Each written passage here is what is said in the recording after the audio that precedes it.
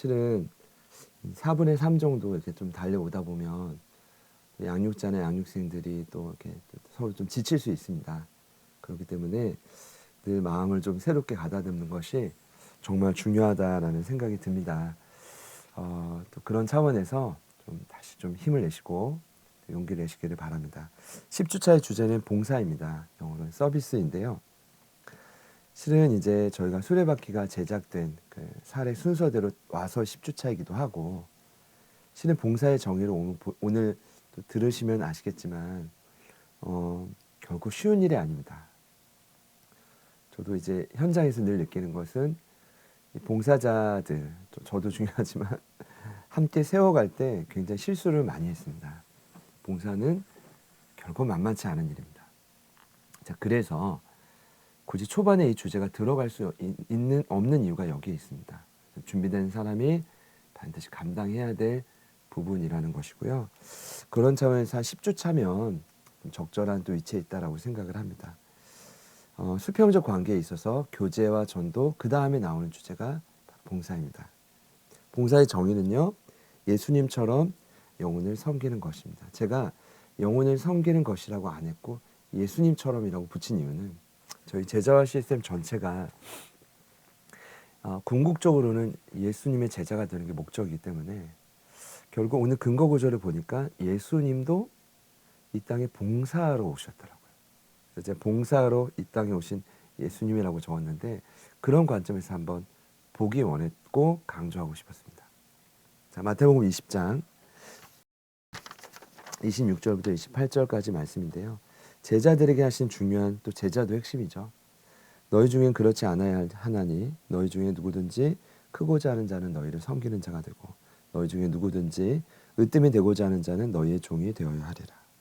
인자가 온 것은 섬김을 받으려 함이 아니라 도리어 섬기려 하고 자기 목숨을 많은 사람의 대속물로 주려 함이라. 예수님은 죽기 위해 오셨지만, 실은 죽기 위해 오시기도 했지만 그 죽음의 또 다른 표현이 봉사, 많은 이들을 섬기기 위해 오신 거죠. 그러니까 죽기까지 섬기시기 위해 이 땅에 오신 분이 바로 예수님입니다. 자, 그렇게 보자면 저희가 정의를 볼 때 그럼 어떻게 하면 온전한 성경이 가능한가? 어떻게 해야 예수님처럼 봉사할 수 있는가? 참 많이 필요한 저희 고민이고 또 필요한 또 답일 텐데요. 제가 그 답을 베드로전서 말씀에서 좀 찾게 되었습니다. 감사하게도 사도 베드로가 흩어진 그 나그네들, 제자들에게 이 봉사의 원리를 쓴 이유는, 제가 볼 때는 너희들이 비록 고난받아 흩어졌지만 그 자리에서도 예수님처럼 끝까지 섬기는 자, 그런 전도자가 되라는 도전의 메시지였던 것 같습니다. 자, 베드로전서 4장 9절을 보니까요, 2부터 쭉 봉사의 근본 자세, 태도를 소개하고 있는데 이렇게 말하죠. 4장 9절에 서로 대접하길. 여기 대접은 봉사인데요. 뭐라고 말하냐 하면 원망 없이 하고라고. 원망의 사전적 의미를 보니까요, 못마땅하게 여기어 남을 탓하거나 불평을 품고 남을 미워하는 것을 의미합니다. 그러니까 남을 탓하고 남을 미워하는 것, 원망입니다. 분명히 본인이 어쨌든 결정하고 선택을 했을 텐데 원망이 나온 겁니다. 예수님은 이제 베드로 사도를 통해 분명히 가르쳐 주셨죠. 원망은 안 돼. 원망 없이 해야 돼. 자, 대표적인 구절이 있다면 마르다와 마리아일 겁니다. 저는 개인적으로는 이 누가복음 10장 38절 이하 이 구절을 보면서 마리아가 물론 좋은 걸 선택했습니다. 예수님 발 앞에 말씀에 집중하는 게 얼마나 귀합니까? 근데 그냥 어떤 그 깊은 의미보다는 음식을 준비하느라 분주했던 이 마르다 또한 성숙한 모습이라고 생각합니다. 저희도 이제 개척에서 여기까지 왔지만 사실 좀 중요한 부분 중에 하나가 음식 준비거든요. 좀 코로나 때는 또 이 음식이 멈춰서 좀 또 오히려 더 반증하고 더 부흥하고 힘을 얻었던 또 쉼의 시간이었을 수도 있다는 생각도 들어요. 근데 참 정성껏 음식을 준비한다는 게 참 이제 많은 또 개척교회에서 또 많은 또 준비하시는 사모님들, 또 목사님들보다는 사모님들이 직접적으로 많이 준비하시니까요. 또 그 준비하는 손길들이 참 쉽지 않다는 거 합니다. 저희도 초창기에는 그 이제 본당이 또 저 좁을 때 그 안에 또 식당이 그 음식하는 곳이 있었기 때문에 김치찌개 같은 걸 하면요, 김치찌개와 함께 취해가지고 성령에 취해서 예배를 드리는 겁니다. 이게 참 쉽지가 않죠. 당번 정하기도 쉽지가 않고. 근데 이걸 봤을 때 제가 예전에 몰랐지만 개척 후에 본 것은 마르다도 참 쉽지 않은 일이다. 그런데 문제는 뭐냐? 그 누가복음 10장에도 나와 있지만 10장 40절에요. 마르다는 준비하는 일이 많아 마음이 분주했다라는 것입니다. 그러니까 한 가지 일에 집중하지 못하고 준비하는 일이 너무 많다 보니까 그것으로 인해 스스로 시험에 들었다는 겁니다. 그러니까 한 가지 일에 예수님도 말씀하셨지만 한 가지만이라도 족하다. 그러니까 그를 꾸짖는 게 아닙니다. 마리아는 이 좋은 편을 선택해서 말씀을 선택해서도 좋겠지만 마리아는 한 가지에 집중했던 것을 인정한 게 아닐까요? 그러니까 너무 분주한 것.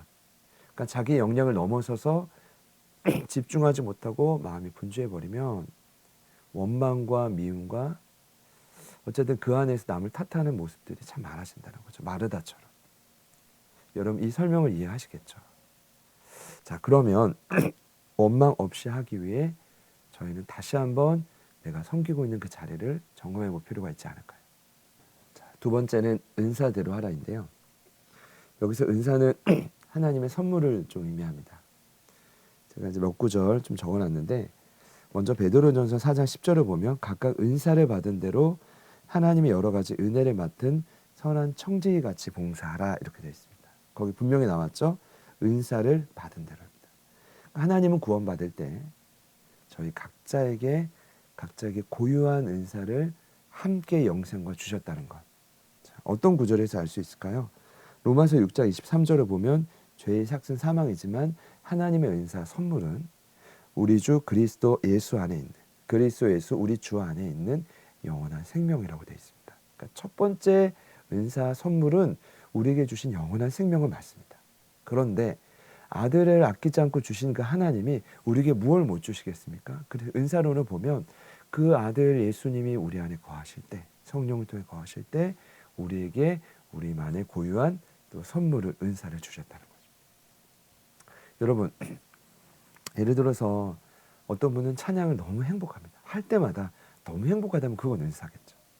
심지어 잘하기까지 한다면 인정까지 받는다면 얼마나 행복할까요? 어떤 분은 이제 들어주시는 걸 너무 잘하고 어떤 분은 음식으로 섬기는 것이 너무 행복한 분들이 있더라고요. 정말 어떤 분들은 조용히 뭐 화분을 정리하거나 꽃꽂이를 하시거나 의자를 정리하시거나 아니면 물티슈로 보이지 않는 먼지를 닦으시거나 아니면 교사로 섬기시거나 아니면 정말 저희도 그 단체가 새로 생겼지만 자립준비 청년들 있죠. 그러니까 흔들리고 방황하는 우리 다음 세대를 향한 마음이 크신 분들 있죠. 뭐 그런 분들도 있을 수 있고 다양할 것입니다.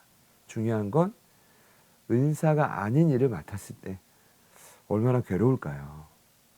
그걸 강조하는 것입니다. 여러분 봉사는 가능하면 여러분의 은사에 맞는 그 자리를 찾아가시면 여러분도 행복하고 또 그 이제 양육생들에게 하는 표현입니다. 가르치시는 저희 목회자분들도 행복하실 거고 교회도 덩달아 행복할 거라고 생각합니다. 세 번째 태도는 아까 4장 10절에 나온 것처럼 여러 가지 은혜를 맡은 선한 청지기 같이 봉사하라. 그 청지기라는 단어를 보니까 오이코노모스입니다. 어떤 뜻이냐면 노예긴 노예인데 주인의 재산을 관리하는 노예. 꽤나 직급이 높은 거죠. 뭔가 이제 음식과 임금의 분배에 책임을 맡은 노예 이렇게 저는 자료를 봤는데 요셉이 떠오르더라고요. 보디발의 노예로 있을 때 정말 높은 지위까지 올라서 일반 노예와는 좀 다른 건데 이게 우리의 정체성이라는 겁니다. 여러 가지 은혜를 맡아서 봉사하지만 나는 선한 청지기다. 하나님의 노예다. 그러니까 하나님이 시킨 것만 한다. 하나님이 원하시는 것에 내가 집중한다. 이 마음으로 봉사하라라는 뜻입니다. 여러분 이해가 되셨죠? 자, 이런 태도라면 뭐 기쁨으로 할 수 있을 것 같아요. 자, 마지막 네 번째는 하나님의 공급하시는 힘으로 하는 것 같이 하라. 자, 4장 11절 말씀인데요. 만일 누가 말하려면 하나님의 말씀을 하는 것 같이 하고 누가 봉사하려면 하나님이 공급하시는 힘으로 하는 것 같이 하라. 이는 범사에 예수 그리스도로 말미암아 하나님이 영광을 받으시게 하려 함이니 그에게 영광과 권능이 세세에 무궁하도록 있다. 자, 어떤 봉사가 영광을 하나님이 받으신다고 합니까? 또 어떤 봉사는 하나님의 영광은 전혀 없고 서로 참 마음을 어렵게 만드나요? 바로 이 차이죠. 하나님의 힘이냐 아니면 나의 힘이냐.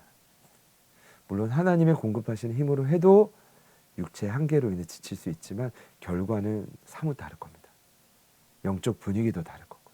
하나님의 영광이란 하나님이 기뻐하셔서 그곳에 함께 하시고 그 봉사를 받으시는 건데 내 노력과 내 의지대로만 한다면, 내 고집대로만 한다면 얼마나 그 일은 힘들겠습니까? 여러분, 이 책상을 하나 들어도, 그러니까 책을 한 권, 노트를 한 권 들어도 어디까지 가야 될까요? 하나님, 내 힘이 아니라 하나님의 힘으로 하겠습니다.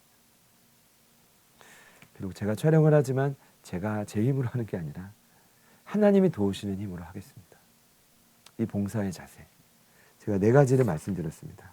원망 없이 은사대로 선한 청지기, 하나님을 공급하시는 힘. 전 요즘에 참 자존심이 쓸데없는 거라고 생각합니다. 그것이 하나님 앞에 무슨 소용입니까? 예수님 날 위해 다 주셨는데, 나는 그분의 종인데, 그 은혜와 은사를 나에게 주셨는데, 그러면 저도 무언가 영혼을 살리기 위해 봉사를 하는데 그냥 하는 게 아니라 예수님이 하셨듯이, 하나님 모든 걸 다 주셨듯이 온 힘을 다해 쏟아야 그 자리에 열매가 나타날 거라고 믿어 의심치 않습니다. 자, 그런 차원에서 태도 4가지를 말씀드리고요. 마지막은 봉사의 결과인데요. 한 가지로 좀 정리했습니다. 같이 한번 따라해 보시죠. 하나님 나라의 확장. 제가 가로에다가 이렇게 썼죠. 봉사는 하나님 나라의 통치 스타일. 그래서 굉장히 중요하더라고요. 봉사는. 왜냐? 하나님 나라 확장이, 여러분, 이것이 인류를 향한, 인간들을 향한, 어쩌면 교회를 향한 최초의 명령이었습니다. 왜냐? 아담과 하와가 공동체를 이뤘을 때 하나님이 그들에게 처음으로 하셨던 명령이 무엇입니까? 하나님이 그들에게 복을 주시며 그들에게 이르시되 생육하고 번성하여 땅에 충만하고 땅을 정복하고 뭐라고 하시죠? 바다의 물고기와 하늘의 새와 땅에 움직이는 모든 생물을 다스리라. 그러니까 생육하고 번성하여 충만하고 정복하고 다스려라. 바로 이것입니다. 오늘날 충만은 이제 죄짓기 이전의 모습이니까 예수를 믿고 거룩한 사람이 자꾸 말하시는 거예요. 자꾸 말하죠. 제자들이 자꾸 말하죠. 그 일을 위해서 전제가 뭡니까? 보이지 않는 싸움, 정복이 있어야 되고, 그를 통해 하나님의 통치와 다스림이 결국 우리의 삶에 자꾸만 넓혀져 가는 거 아닙니까? 하나님의 통치가 있는 곳에는 기쁨과 감사가 있으니까요. 중요한 건 제가 누가복음 22장 25절과 6절을 보고 깜짝 놀란 건 그 다스림은 그 하나님 나라의 다스림과 통치에 참여하는 자가 누구냐? 섬기는 자라는 겁니다. 놀랍지 않습니까? 자, 22장 25절입니다. 예수께서 이르시되 이방인의 임금들은 그들을 주관하여 집권자들은 은인이나 칙함을 받으나 당시 로마인들은 그들을 주관하죠. 힘으로 눌러서 은인이나 칭함을 억지로 토해내듯이 받아내는 세상의 원리입니다. 자, 강압에 의해서. 그러나 기독교는 다르죠. 너희는 그렇지 않을지니 너희 중에 큰 자는 젊은 자와 같고, 이거 어린아이입니다. 다스리는 자는, 하나님 나라의 다스림, 통치의 확장은 누구래요? 섬기는 자와 같을 것이다. 제가 확신합니다. 누가 가장 강력하냐? 누가 가장 하나님 나라 확장을 위해 쓰임받을 수 있느냐? 결국은 예수님처럼 섬기는 자입니다. 그것이 진리입니다. 그것만이 또 지름길이 될 것입니다.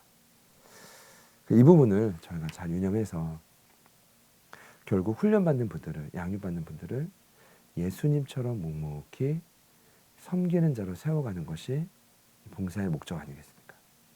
굉장히 중요한 주제지만 제가 정의와 자세, 결과로 잠시 나눠봤습니다. 이번 10주차의 암기는 봉사의 정의와 근본 자세, 암송은 마태복음 20장과 베드로전서 4장의 근거 구절입니다.